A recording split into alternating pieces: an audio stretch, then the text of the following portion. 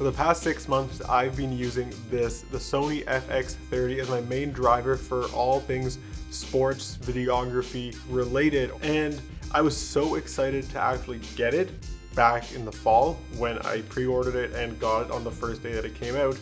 But after actually using it for an extended period of time, I have some takeaways, both good and bad, that I want to discuss to help you make a better decision if this is something that you've maybe thought about and haven't quite pulled the trigger on yet. Now, over the past year to 6 months, I've been using a few cameras. I got the A7 IV about a year ago, maybe a year and a bit, and that was my main driver for everything video for a while. Even though it's a hybrid camera, its video features are exceptional and definitely worked for me. And more recently, I've also been using the FX3 through my work. And those two cameras, along with this FX30, are kind of the cameras that I've been messing around with recently. And it's given me some insights on to what this camera gives you for its price versus what you get with some of the other similar competitive cameras in the Sony lineup. Now, I actually ended up getting the FX30 because I wanted to have two camera bodies that I could use when filming sports, because it just makes my life a lot easier to have a long lens like a 70-200 or 100-400 on one camera, and then a wide lens on another camera that I can pick up and use for gimbal work and stuff like that. And I also wanted some features specifically in this camera that I didn't have in the A7 IV that I was using at the time of my purchase for the Sony FX30. Let's compare the Sony FX30 to some similar cameras in the Sony lineup, and I do have notes for this, so you might see me looking down every once in a while just to make sure that I don't miss anything. First off, the Sony FX30 is half the price of the FX3, yet it has the same video codecs. It still shoots 10-bit color. It still shoots 4K and 120 frames per second. The only difference is that there's an aps-c sensor in this camera.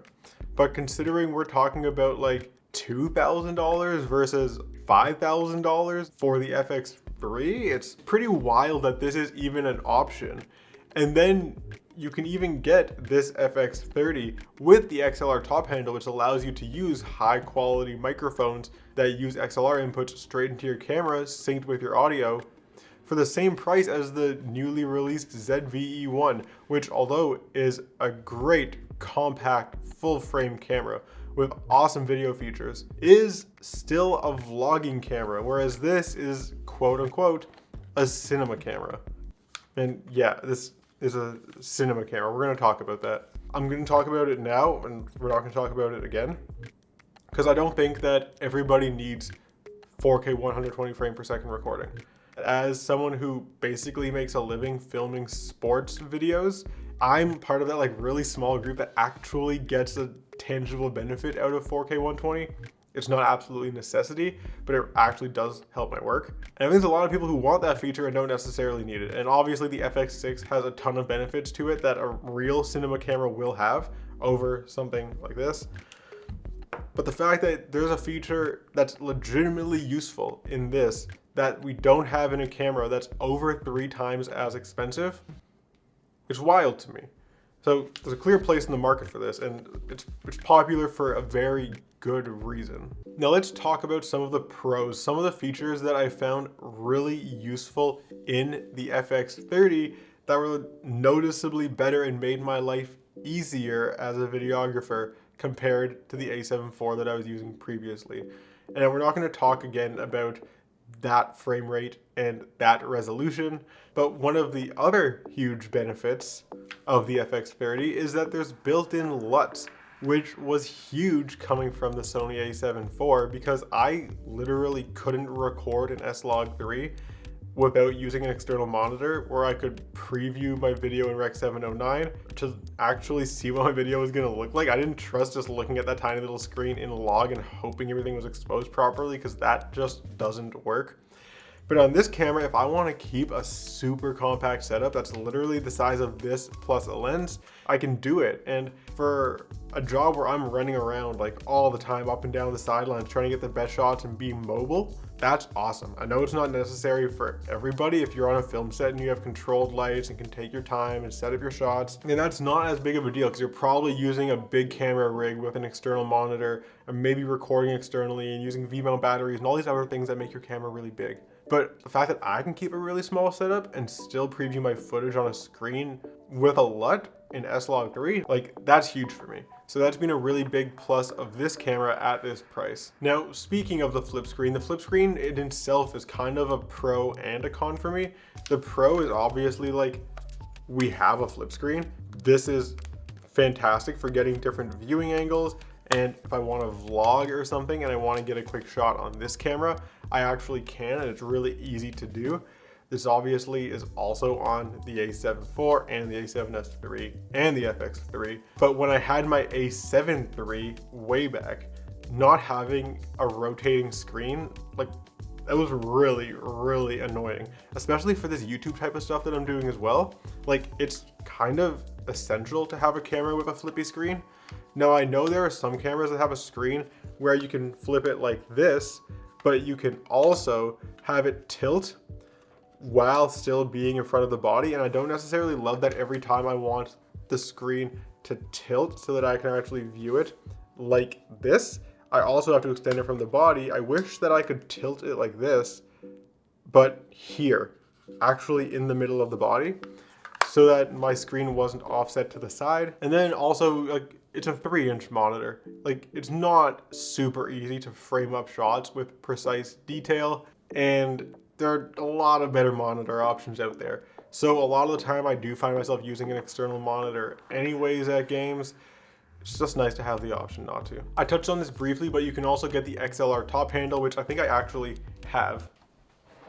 So you can get this XLR top handle, which gives you all these XLR inputs and a 3.5mm input, and use it to record with XLR microphones into your camera. I've recently been using this with the Rode NTG3 provided through my work, which has been fantastic for recording audio in the field that's actually usable. Like if I'm going into a huddle and a coach is talking to his players or someone's giving a hype speech before a game, I can actually get like good dialogue and incorporate it into an edit, and it's like high quality stuff, and I can have a backup track at a lower decibel level as well to make sure that I can get the audio of the single person talking at a good level. But then when they like break their huddle and everyone's like 1, 2, 3 team and they all yell at the same time, I can also have that on a separate track and nothing peaks. So like that's been awesome for me. And then like it's an aps-c camera. So, you know, aps-c is, I guess, not as good as full frame, but there are some benefits to it. So you can get smaller, more affordable lenses for your aps-c camera and use them perfectly fine. And then because the sensor is smaller, the rolling shutter on the FX30 I've found is a lot more livable than the a7 IV, because the a7 IV, like one of my biggest gripes with it is the rolling shutter. It's really noticeable. I don't think rolling shutter is like the biggest deal in the world when you're talking about all things camera, but like I would prefer to have good rolling shutter, and the FX30's rolling shutter with a crop sensor is definitely better than the a7 IV that I was using with a full frame sensor. And then obviously the autofocus, like the autofocus on this is great. It has the touch tracking autofocus, just like a lot of the other Sony mirrorless cameras. Like every Sony mirrorless camera that's come out in the past couple of years, it seems, has stellar autofocus, and Sony autofocus has been killing it like forever basically, so that's nothing new, but just nice to know that that's not changed in this camera. So now I want to talk about some of the cons and the things that I'm not too crazy about the FX30 for. And the first one obviously is that this is a crop sensor camera, and look, there's benefits to crop sensor like we talked about, but the reality is your lenses aren't going to be their true focal length on this camera. Everything's going to be punched in, and if you're trying to get someone close to the camera, like for something like this, you're going to have to step further away, and that might not necessarily be ideal. You're also going to have to deal with worse low light performance as a result of the crop sensor, and this is kind of my sticking point with the FX30. And I wrote these numbers down just to make sure that I would actually get them right, but the FX30 has a dual base ISO at ISO 800 and ISO 2500 in S-Log3. You would think that's pretty good, but the a7S III has a dual base ISO at ISO 640 and ISO 12800 in S-Log3. The FX3 has a dual base ISO at ISO 800 and 12,800. Even my A7 IV, which I'm currently filming on now and was using for all my action stuff before the FX30, in S-Log3 has a dual base ISO of ISO 800 and ISO 3200. So the FX30 has the worst high-end dual ISO number of all of those cameras.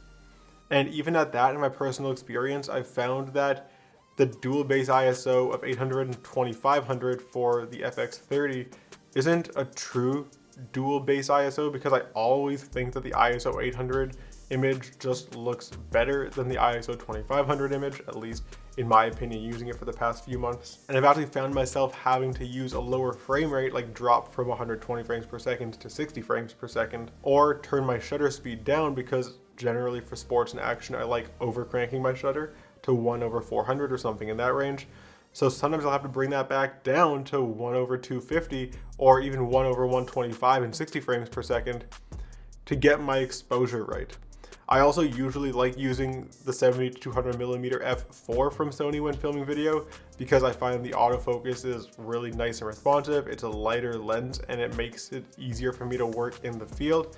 Plus, I don't really need a ton of depth of field that you would get at f2.8 when I'm already using a long focal length and have separation from the background. I get that shallow depth of field anyways. But with the FX30, there's actually like a real benefit to shooting video with the 2.8 version of the 7200. Whereas with these other cameras where the dual base ISO number is higher, you don't really need to use the f2.8 version. That's probably my biggest drawback with this camera. Obviously the other one is there's no electric viewfinder on this camera. So if you're in like really bright sunny conditions and you want to be able to actually look into a viewfinder, like that viewfinder doesn't exist here. There's nothing here for you to put your eye on. So you have to rely solely on this screen. And if it's really, really bright outside, you can turn this thing up as bright as you want, and you may not be able to see your image super clearly, and you'll probably need some sort of external monitor with a hood or something like that. And then like the obvious one, this isn't a photo camera. If you're looking for a hybrid solution, get the A7 IV. It shoots awesome photos. It films 4K 60, it films in 10-bit color. It's more money, but it's not like a ton more money. Or if you want all the same video features and you want to be able to shoot usable photos, the A7S III exists as well. It's just more money. But if you're looking for a hybrid option at this price with all these video features, like it doesn't exist. So this thing takes photos technically, but would I ever like actually use it for photography work in a professional setting? Absolutely not. That's not what this is. Pros and cons laid out. How do I actually see myself using the FX30 going forward after these first 6 months? Well, it's not something that I really see myself holding on to forever. I think there's some cameras where you just feel like they're inseparable from you and you want to keep them forever and use them for years and years and years. And the FX30 isn't one of those cameras for me. I love it for what it is. And if you're using it in sufficient lighting, it is absolutely amazing. And I actually don't mind at all that it's a crop sensor because of the nature of my work. But the low light performance just isn't a permanent solution for me. I need something that's a little bit better, but I don't really want to pay FX3 money, because if I'm already gonna drop like $5 grand, then I kind of want to just pay a little bit more and get a real cinema camera. I feel like in the coming years, my sweet spot for this is the FX6. And if the FX6 as it currently is had 4K 120 recording so that I could use it for my sports videos, I would absolutely pay the $7 grand they want for it. What I'm probably gonna end up doing, and like this is for sure gonna change if you're watching this video like a year from now or something, because cameras just change so frequently, is I'll probably hold this and continue using it alongside my A7 IV, which gives me better low light performance and a full frame sensor. And then when Sony decides to release a real cinema camera, and yeah, this isn't a real cinema camera, sorry, but when they decide to release like a real like full body cinema camera with all the cinema camera features, like the FX6 Mark II, essentially, if that's gonna be a thing, that's what I'm gonna call this magical cinema camera that I'm making up right now. At that point, I'm gonna buy that thing and I'm gonna sell this. And until then, this is an awesome camera that records really high quality video and has a lot of awesome professional features for a really affordable amateur price. So I'm super happy sticking with it for now. And that's kind of where I fall on this thing after using it for 6 months in the field. So I hope you like this video. If this thing helped you, please subscribe to the channel because I post videography and video editing tips and tutorial videos similar to this one on a regular basis. I'd love to have you around for that. Have you been thinking about buying an FX30? Do you have an FX30 and have different thoughts than what I have? Like, I would love to hear your opinions about all of it. So drop it in the comment section. I just want to have a discussion with you guys down there. Like, I love talking about gear, obviously, as you can probably tell. So let's chat it up. Anyways, that's going to be all for this video. So until next time, peace.